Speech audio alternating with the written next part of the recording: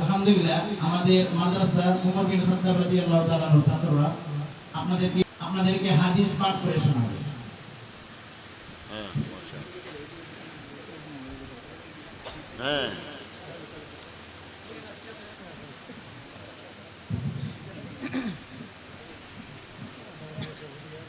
আসসালামু আলাইকুম ওয়া রাহমাতুল্লাহি ওয়া বারাকাতুহু। হাদিস শরীফ ক্বালান নাবিয়্যু সাল্লাল্লাহু আলাইহি ওয়াসাল্লাম আখলিস দীনাকা ইয়াকফিকাল আমালুল কলিল।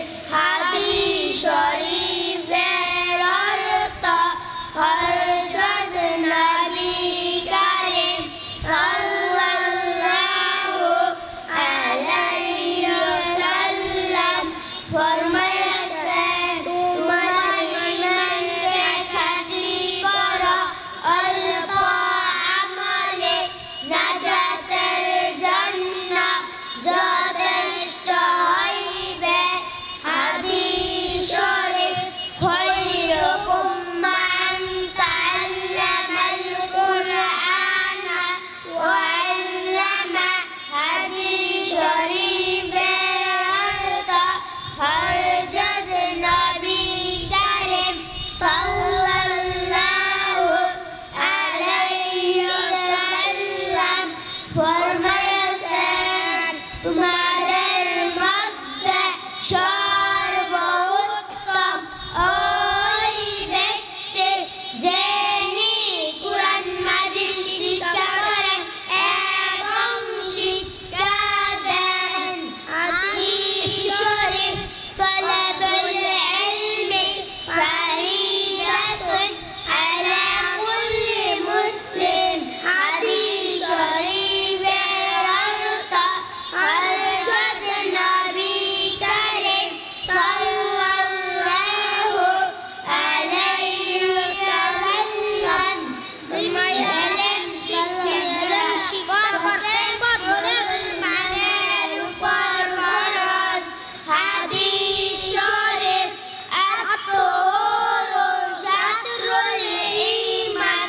হাদিস শরীফের অর্থ হযরত নবী কারীম সাল্লাল্লাহু আলাইহি ওয়াসাল্লাম ফরমায়েছেন, পবিত্রতা ঈমানের অঙ্গ। হাদিস শরীফ মিফতাহুল জান্নাতি সালাত। হাদিস শরীফের অর্থ হযরত নবী কারীম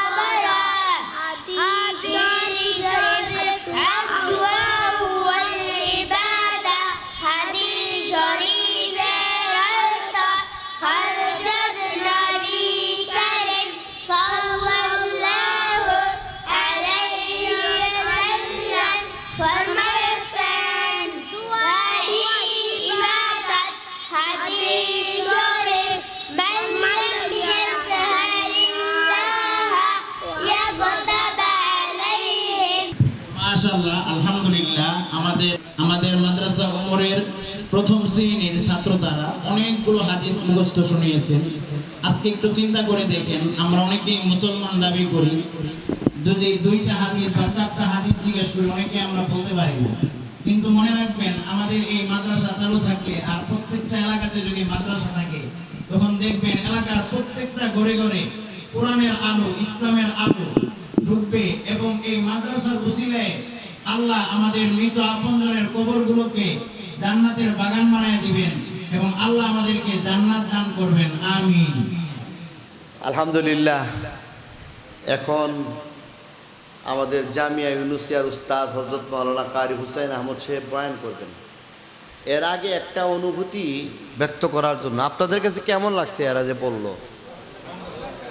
এই হাদিসগুলি একজন মুসলমান হিসেবে আমরা এগুলি ছোট্ট ছোট্ট হাদিস, এগুলি জানতে পারলেই তখন আমল করতে পারবো, আর যদি জানতে না পারি তাহলে আমল সম্ভব না।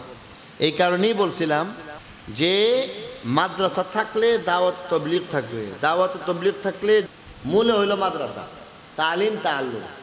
অতএব আমরা তো সবাই চাই মাদ্রাসা, কি বলেন, দরকার আছে না নাই? এই মাদ্রাসা যেন আরো সুন্দর হয়ে যায়।